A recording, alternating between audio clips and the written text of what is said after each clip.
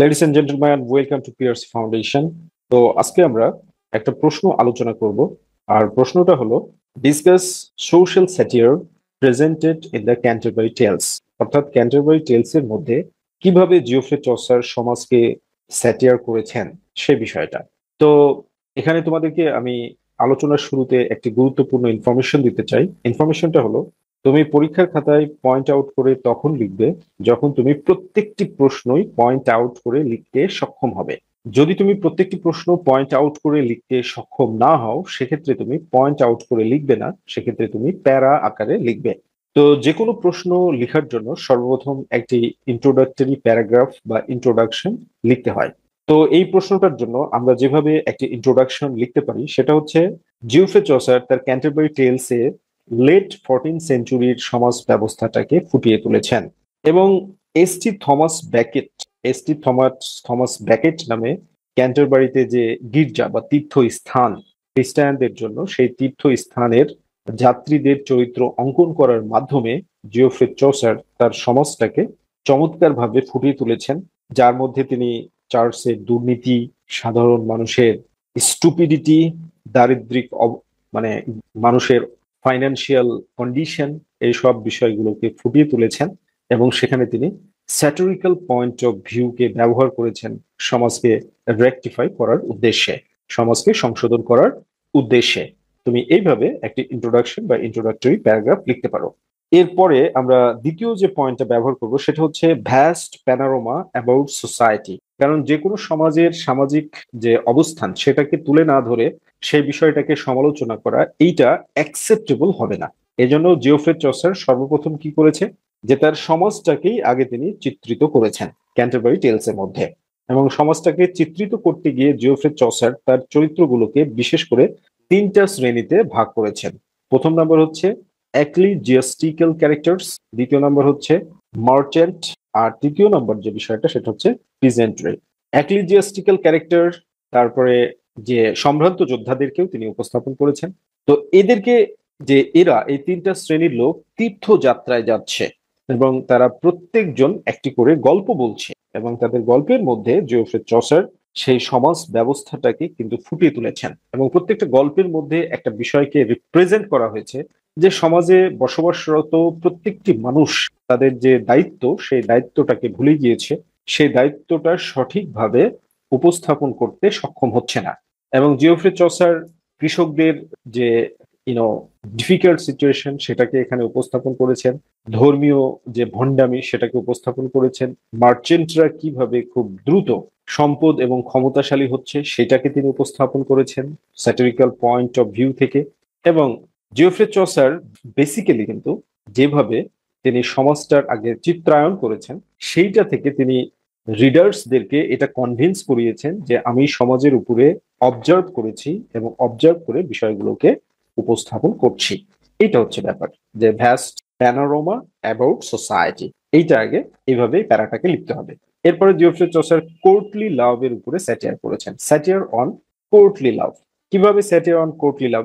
Geoffrey চসারের সবচেয়ে Canterbury Tales এর সবচেয়ে জনপ্রিয় যে গল্পটা, সেই গল্পটার নাম হচ্ছে নান প্রিস্ট টেল।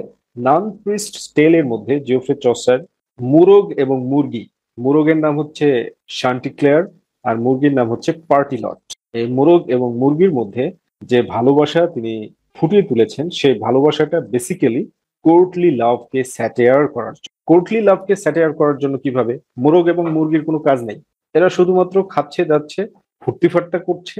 ঠিক যেভাবে সম্ভ্রান্ত শ্রেণীর লোকেরা খাচ্ছে যাচ্ছে, ফুর্তি ফাট্টা করছে, লাক্সারিয়াস লাইফ লিড করছে এবং প্রিয়তমাকে গিয়ে বলছে I love you very much, তাদের জীবনে কোনো স্ট্রাগল নেই। তো এই কোর্টলি লাভকে দেখানোর জন্য জিওফ্রে চসার নানপ্রিস টেলে এই যে মুরগি আর মোরগ, যে শান্তি ক্লিয়ার এবং পার্টিলটের প্রেমটাকে কিন্তু এইভাবে উপস্থাপন করেছেন।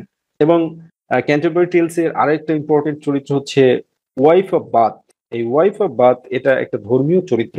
এই ধর্মীয় চরিত্রের মাধ্যমে জিওফ্রে চসার এটাকে নেগলেক্ট করেছে, যে এটা কি ধরনের ধর্মীয় চরিত্র।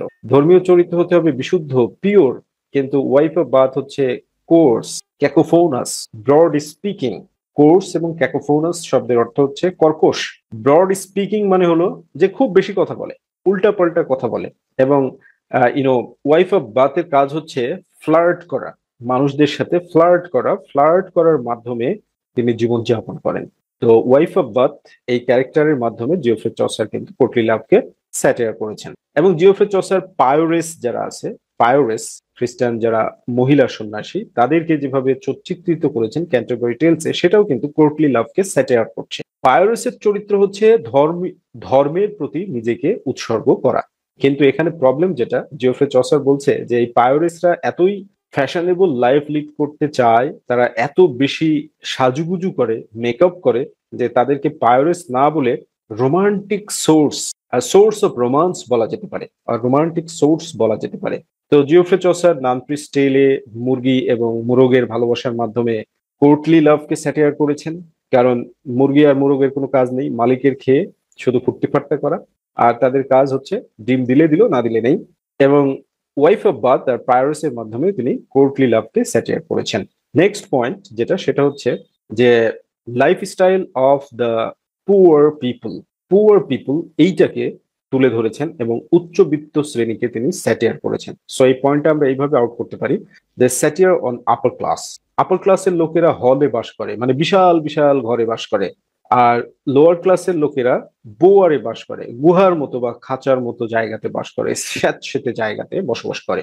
নানপ্রিস টেলে জিওফ্রে চসার বিধবার চরিত্রটা যেভাবে অঙ্কন করেছেন, উইডোর চরিত্রটা যেভাবে অঙ্কন করেছেন, সেটার মাধ্যমে তিনি গরিব মানুষের দুর্দশাকে তুলে ধরেছেন এবং আপার ক্লাসকে বা অথরিটিকে স্যাটায়ার করেছেন। কিভাবে? জিওফ্রে চসার বলছে যে এই উইডোর একমাত্র আর্নিং সোর্স হচ্ছে তার একটি ছোট্ট ফার্ম, এবং তার এই ছোট্ট ফার্মে কয়টা মুরগি আছে, একটা মুরগ আছে, আর একটা হচ্ছে পিগ আছে, আর কিছু গৃহপালিত যে ডোমেস্টিক অ্যানিমালস সেগুলো আছে। এটা হচ্ছে তার একমাত্র আর্নিং সোর্স। এবং তার মেয়েরা বিয়ের উপযুক্ত হয়ে গিয়েছে, কিন্তু দারিদ্রতার কারণে তিনি তার মেয়েদেরকে বিয়ে পর্যন্ত দিতে পারছেন না। কিন্তু আপার ক্লাস পিপুল হলে বসবাস করছে, তাদের কোনো সমস্যা নেই, they are free from all kind of anxiety, তারা ইকোনমিক্যালি প্রসপার, ফাইন্যান্সিয়াল কন্ডিশন তাদের অনেক উন্নত, অনেক স্ট্রং। কিন্তু lower class people, specially farmer class peasantry, যে জীবনযাপন করছে সেটা খুবই দুঃখজনক। এজন্য জিওফ্রে চসার সমাজের উচ্চবিত্ত শ্রেণী এবং অথরিটিকে লোয়ার ক্লাস পিপুলের জীবন উপস্থাপন করার মাধ্যমে সজাগ করে দিয়েছেন যে এরাও আমাদের দেশের নাগরিক, এদের জন্য ভালো জীবনের ব্যবস্থা করতে আপনাদেরকে হবে। You are responsible to give them a better life, এই বিষয়টাকে উপস্থাপন করেছেন। এরপরে স্যাটিয়ার অন রিলিজন, এটা খুবই ইন্টারেস্টিং একটা পয়েন্ট ক্যান্টারবারি টেলস এর। জিওফ্রে চসার যেভাবে রিলিজনকে স্যাটিয়ার করেছে ক্যান্টারবারি টেলসে, এটা একটা ইউনিভার্সাল পার্সপেক্টিভ, সবগুলোই ইউনিভার্সাল পার্সপেক্টিভ, কিন্তু এইটা খুবই চমৎকার। কারণ তিনি রিলিজনকে স্যাটিয়ার করতে গিয়ে চরিত্রগুলোকে, মানে ক্যারেক্টারগুলোকে কয়েকটা গ্রুপে ডিভাইড করেছেন। যেমন বলছে ফায়ার দ্বারা একটা ধর্মীয় শ্রেণীকে বোঝানো হয়েছে যারা হচ্ছে ভিক্ষুক। আরেকটা শ্রেণীর কথা বলা হয়েছে যারা হচ্ছে প্যাডোনার বলতে গির্জায় মানুষ ভুল করলে গির্জায় যায় এবং প্যাডোনারদের কাছে সেটা কনফেস বক্সে গিয়ে, তো প্যাডোনাররা তখন তাদের পক্ষে তোবা তাহলিলের ব্যবস্থা করে। তো জিওফ্রে চসার বলছে যে প্যাডোনাররা যে যত বেশি টাকা দিবে তাকে তত বেশি খারাপ কাজ করার লাইসেন্স দিবে এবং তাকে তত বড় জান্নাত দিয়ে দিচ্ছে। Corrupted brand. এবং আরেকটা শ্রেণী সামোনারদের সম্পর্কে বলেছে এরা হতাশ, এরা ডিপ্রেভড ফিলো এবং এরাও করাপ্টেড। কিন্তু জিওফ্রে চসার আবার সাথে সাথে এটাও বলেছে যে পার্সন একটা শ্রেণী আছে, PRSON, এই পার্সন শ্রেণীটা কিন্তু করাপ্টেড না, এরা মূলত চার্চের যে দুর্নীতি, সেই দুর্নীতির বিরুদ্ধে রুখে দাঁড়ানোর জন্য সবসময় প্রস্তুত, they are ready to revolt against the corruption of the church. তো জিওফ্রে চসার ধর্মের উপরে এইভাবে অ্যাটাক করে বুঝাতে চেয়েছে যে আপনারা কোন ধর্মের কথা বলছেন, যে ধর্মে মানুষের মোরালিটি নেই, যে ধর্মে মানুষের সেলফ প্রেস্টিজ নেই, যে ধর্মে মানুষকে মানুষ হিসেবে মূল্যায়ন করা হচ্ছে না, আপনারা সেই ধর্মের কথা কেন বলছেন? মানে ধর্মকে সমালোচনা করার মাধ্যমে বেসিক্যালি জিওফ্রে চসার ধর্মীয় সংশোধনটাকে নিয়ে আসতে চেয়েছেন এবং তিনি বলেছেন যে আপনারা রিলিজনকে রেকটিফাই করেন, প্রকৃত খ্রিস্টানিটিকে এস্টাবলিশ করেন। এরপরে জিওফ্রে চসার সেটা হচ্ছে ডক্টর, একটা বিশেষ শ্রেণী মেডিকেল সায়েন্সের উপরে অ্যাটাক করেছে, স্যাটিয়ার করেছে। মেডিকেল সায়েন্সকে সারা পৃথিবীতে একেবারে পৃথিবীর উষালগ্ন থেকেই সোর্স অফ লাইফ ধরা হয়ে থাকে। ডাক্তারি প্রফেশনকে নোবেল প্রফেশন বলা হয়ে থাকে। তো ডাক্তাররা কি করছে, জিওফ্রে চসার বলছে যে ডাক্তাররা কি কাজ করছে দেখেন, লয়াররা কি কাজ করছে। তো আমরা এই যে ডাক্তার লয়ার এই বিষয়টাকে এইভাবে পয়েন্ট আউট করতে পারি যে স্যাটিয়ার অন নোবেল প্রফেশন, এই নোবেল প্রফেশনস এর উপরে স্যাটিয়ার করেছে, মহান যে প্রফেশন আছে সেই প্রফেশন। তো ডাক্তাররা কি করছে, রোগীকে সঠিক ট্রিটমেন্ট দিচ্ছে না, না দিয়ে ভুলভাল ট্রিটমেন্ট দিয়ে শুধু টাকা কামাচ্ছে। যেমন আমাদের দেশে এখন চিত্রিত একটি ব্যাপার যে ডক্টরদের কাছে গেলে এত বড় প্রেসক্রিপশন করবে যে মাথা নষ্ট, কারণ প্রত্যেকটা কোম্পানির কাছ থেকে খেয়ে পেটটাকে মানে পুড়িয়ে ফেলেছে। তো তার তো কোম্পানির ওষুধ লিখতেই হবে, এই জন্য প্রেসক্রিপশনে বিভিন্ন কোম্পানির ওষুধ লিখে প্রেসক্রিপশনটাকে ভরে দেওয়া হচ্ছে। লয়ার্সরা কি করছে, সত্য মিথ্যা বিষয় না, কে অপরাধী আর কে নির্দোষ এটা তাদের কাছে ফ্যাক্ট না, ফ্যাক্ট হচ্ছে মানি। মানির কারণে অপরাধী নির্দোষ প্রমাণিত হচ্ছে এবং টাকার কারণেই নির্দোষ অপরাধী প্রমাণিত হচ্ছে। তো এইভাবে জিওফ্রে চসার নোবেল প্রফেশন বা নোবেল প্রফেশনালস এর উপরে অ্যাটাক করে একটা মেসেজ দিতে চেয়েছেন যে আপনারা এই পৃথিবীতে মানবতার কল্যাণে কাজ করেন, মানবতার কল্যাণে কাজ করলে টাকা একটু কম পেলেও মনের মধ্যে শান্তি থাকবে, রেসপেক্টও পাবেন, এবং যখন মরে যাবেন তখন মুখে একটি প্রশান্তির হাসি থাকবে। তো সেই তথ্যটা জিওফ্রে চসার এখানে দেওয়ার চেষ্টা করেছেন। তো আমরা পরিশেষে কনক্লুশনে এটা বলতে পারি যে জিওফ্রে চসার যেভাবে তার সমাজটাকে স্যাটিয়ার করেছে সেটা পুরো ইউনিভার্সাল একটা ব্যাপার। প্রত্যেকটি সমাজের মধ্যেই এই জিনিসগুলো প্রতিষ্ঠিত, প্রত্যেকটি সমাজের মধ্যে, ইভেন ইন 21st সেঞ্চুরি, একবিংশ শতাব্দীতেও এই জিনিসগুলো সমাজ ব্যবস্থায় প্রতিষ্ঠিত। এই জন্য জিওফ্রে চসারকে আমরা একজন সাকসেসফুল স্যাটিরিস্ট হিসাবে আখ্যা দিতে পারি। এইভাবে তোমরা এই প্রশ্নটাকে ডেভেলপ করতে পারো বা লিখতে পারো। আর এইভাবে তুমি যদি সুন্দরভাবে গুছিয়ে লিখতে পারো তাহলে তুমি 7 মার্কস পেয়ে যাবে ইনশাআল্লাহ। আর এই 7 মার্কস পাওয়ার জন্য তুমি যদি আমাদের নোটটা নাও তাহলে আরো বেশি সহজ হবে। আর তোমরা জানো যে মাস্টার্সে 3 পয়েন্ট পাওয়া অনার্সের চাইতে সহজ।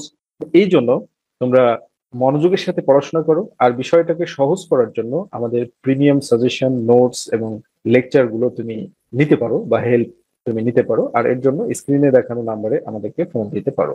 Thank you very much.